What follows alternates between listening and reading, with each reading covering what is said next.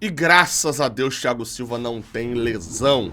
Ou pelo menos dá pra gente dizer que ele não preocupa. Essa é a informação dada pelo Vitor Lessa lá no Blue Sky, né, no perfil dele, de que o exame realizado nessa quinta-feira pelo Thiago Silva não apontou nenhuma lesão no tornozelo esquerdo, que foi o que ele saiu sentindo e mancando na última quarta-feira após... Já era quinta, né? Já tinha passado de... Não, o jogo faz 7, na quarta-feira mesmo, ali no Maracanã, após o jogo contra o Atlético Mineiro. Inclusive, na própria quarta-feira, já em casa, o jogador já fazia um tratamento para tentar descobrir ali se era algo muito sério, se não era. O exame feito na quinta-feira foi diagnosticado que não foi diagnosticado nada. É isso. Não tem lesão, foi só ali um problema mesmo na hora do jogo, e o jogador já esteve nesta sexta-feira no CT Carlos Castilho para poder fazer trabalhos na academia. Não foi pro campo, então não é uma situação também do tipo, show, não teve nada, vamos jogar.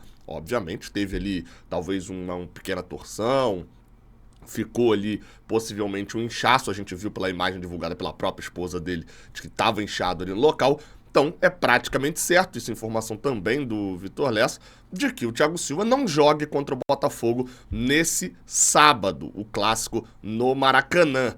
O técnico Mano Menezes já vai precisar fazer outra mudança com o Thiago Santos, que está suspenso, ou seja, a dupla de zaga titular do Fluminense, que vem praticamente invicta, né? Dentro das partidas do Campeonato Brasileiro, sofreu pouquíssimos gols até agora, não vai estar em campo nenhuma das duas peças nesse sábado contra o Botafogo. Fluminense vai poupar o time, Botafogo vai poupar o time. Tem mais notícias aqui também sobre transferências nesse Giro de Notícias. Vamos rodar a vinheta.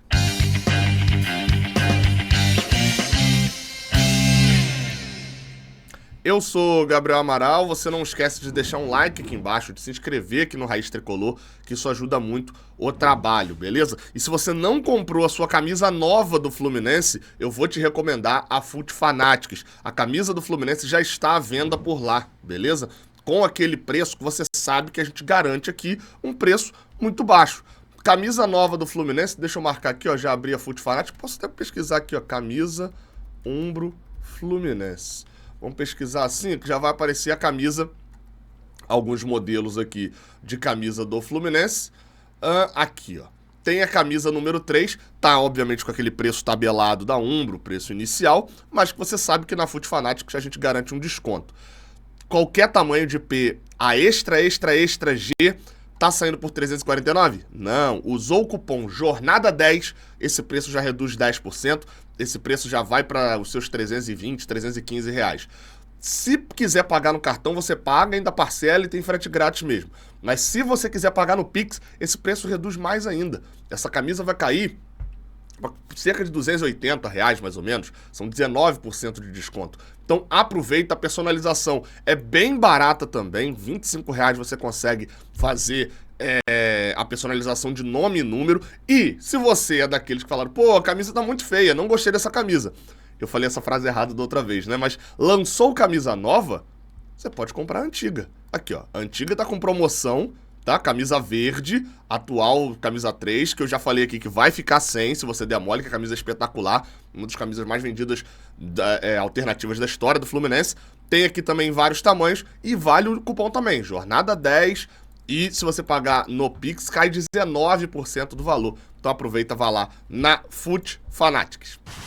Vamos lá, cara, falando em camisa, né, o Arthur do Fluminense agora não é mais do Fluminense, né? O jogador foi anunciado pelo Wydad Casablanca, ou Wydad Casablanca. Tem algum especialista em Marrocos, para me dizer como é a pronúncia? Bem, o jogador foi anunciado lá pela equipe marroquina, uma das maiores equipes do continente africano, equipe com uma torcida gigantesca, e o negócio foi finalizado. Eu achei interessante, tá? Porque essa negociação que acabou acontecendo por $1,5 milhão, todo aquele caso, o caso de injúria racial do Arthur, dele tendo acusado, etc. Enfim, aquele tipo de problema que a gente já sabe e já falou que várias vezes o jogador foi para o clube africano. Dito isso, Fica só o registro da curiosidade, né? O jogador precisava ser anunciado para ser inscrito. Fica a pergunta, assim, a gente sabia que o Arthur não estava exatamente forte fisicamente, mas a montagem que fizeram aqui para ele, né? Porque botaram ele como o Rei Arthur chegou para governar o campo. Rei Arthur, né? Fazendo ali a piadinha. Olha o antebraço do nosso amigo. O braço do nosso amigo aqui, né? Fizeram uma montagem, a torcida do Wydad Casablanca tá putaça com o designer que meteu esse bracinho aí no Arthur. O bom é que o ombro tá forte e tal. O bracinho, meu amigo. Nosso amigo, ó, quem é... que você... trabalha aí com design, artes gráficas, manda um e-mail aí pro Wydad Casablanca, porque eu acho que vai abrir vaga, tá? Porque o malandro aí deu um mole. O Arthur tá fora do Fluminense agora, em definitivo. O Fluminense ainda fica com parte, né, dos direitos econômicos dele, tá ali negociando também. Tá negociando não, se tiver uma oportunidade dele ser negociado, o Fluminense recebe parte do valor. Enfim, um triste fim para aquele que foi tratado e paparicado como o príncipe de Xerém, vai ser rei do Wydad Casablanca agora. Vamos lá para mais uma notícia. Essa daqui é inacreditável, tá? Eu fui ver isso hoje. É inacreditável que o presidente do Fluminense, Mário Bittencourt, tenha que responder. Foi responder a uma pergunta do Jorge Nicola, né, que fez o trabalho certo ali de perguntar ao Mário. O Mário respondeu sobre uma possível troca entre Dudu e Martinelli. Olha isso. Titular absoluto do Flu, e mais do que isso, jogador avaliado em 9 milhões de euros. Qual seria a lógica de colocar o Martinelli no negócio com o Dudu? Perguntei para o presidente Mário Bittencourt do Fluminense a respeito do tema, abre aspas para ele, isso é invenção, nunca foi falado nada a respeito desse assunto, fecha aspas. Então, se você leu, ouviu ou assistiu alguém falando sobre Dudu por Martinelli, esqueça essa história. O Dudu não fica no Palmeiras em 2025, isso é líquido e certo, mas não será numa negociação com o Martinelli que ele deixará o Palmeiras. Só para... Então é isso, né? Eu sei porque eu passei por essa notícia e depois recebi essa notícia em WhatsApps da vida, pergunto, pô, faz sentido? A janela... Enfim, eu não vou nem me dar o trabalho de ficar negando isso daqui. Gente, isso só não, né? Não. Vamos lá, cara, a gente volta a falar agora de Thiago Silva, mas sem falar de Thiago Silva diretamente, né? Porque vamos falar do time que pode ir a campo contra a equipe do Botafogo nesse final de semana. A primeira notícia que se tem é de que o Thiago Silva e o Thiago Santos não jogam, né, por essas questões físicas e disciplinares, né, na questão do cartão.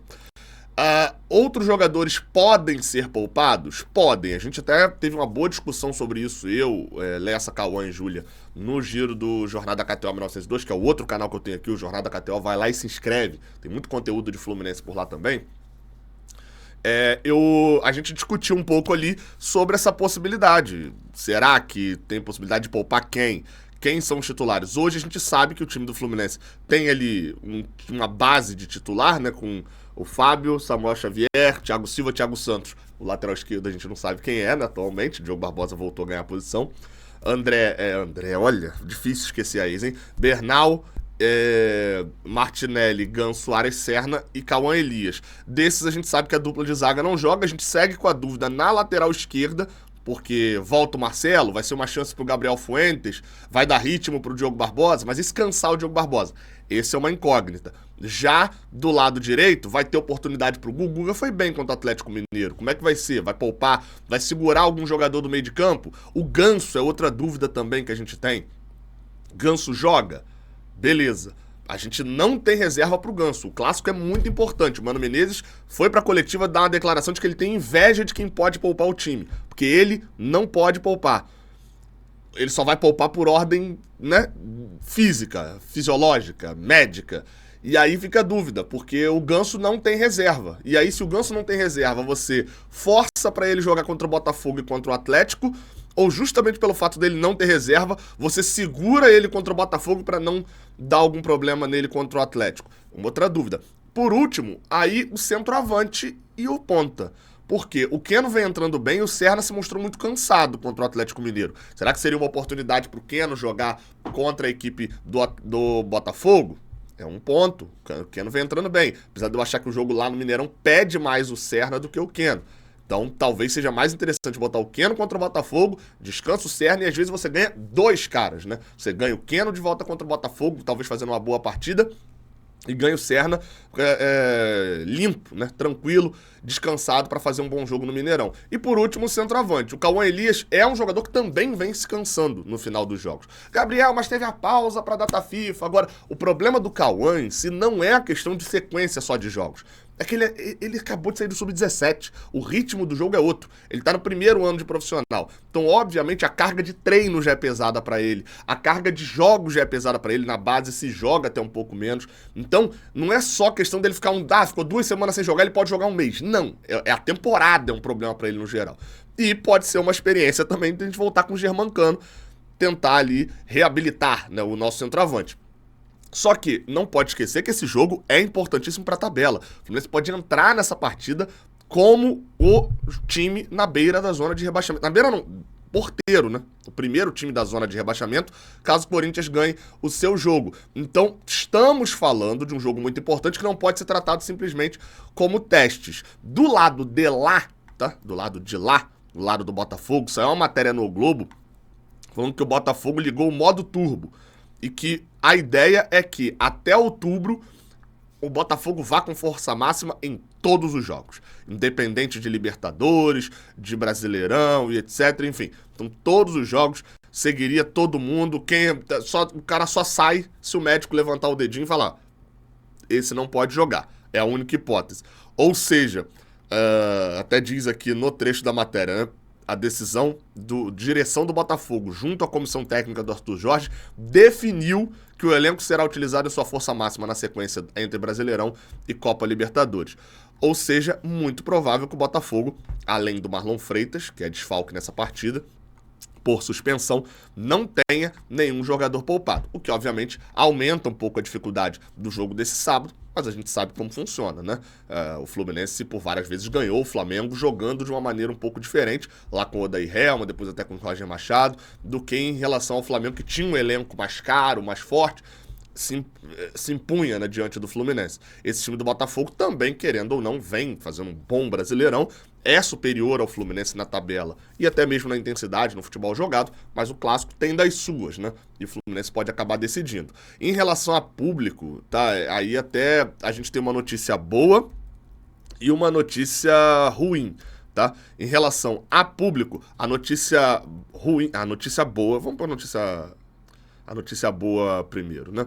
A notícia boa é que em menos de 1 hora o Fluminense esgotou os ingressos contra o Atlético Mineiro lá na Arena MRV. Então em BH, casa cheia, tudo lotado.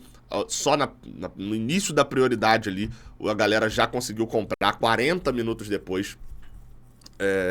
Os ingressos já estavam esgotados para a Arena MRV, cerca de 3.000 a 3.500 ingressos disponíveis para o Fluminense lá no estádio em BH. Por outro lado, a notícia para mim ruim é que ainda não bateu 30 mil. A última parcial foi divulgada, foi de cerca de 24 mil ingressos para o jogo desse sábado. Aí, assim, é óbvio que eu até devo gravar um vídeo sobre isso, mas assim, outra vez a gente vai ver um estádio num Fluminense Botafogo totalmente meia bomba. Eu entendo a lógica e tal, mas é complicado. Era um jogo que eu acho que a torcida já escolheu em qual jogo ela vai se poupar. Fica difícil até a gente questionar alguma coisa do time também. Mas enfim. Não esquece de deixar um like aqui embaixo se você gostou desse vídeo, se inscreve aqui no canal, tamo junto. Até a próxima. Valeu.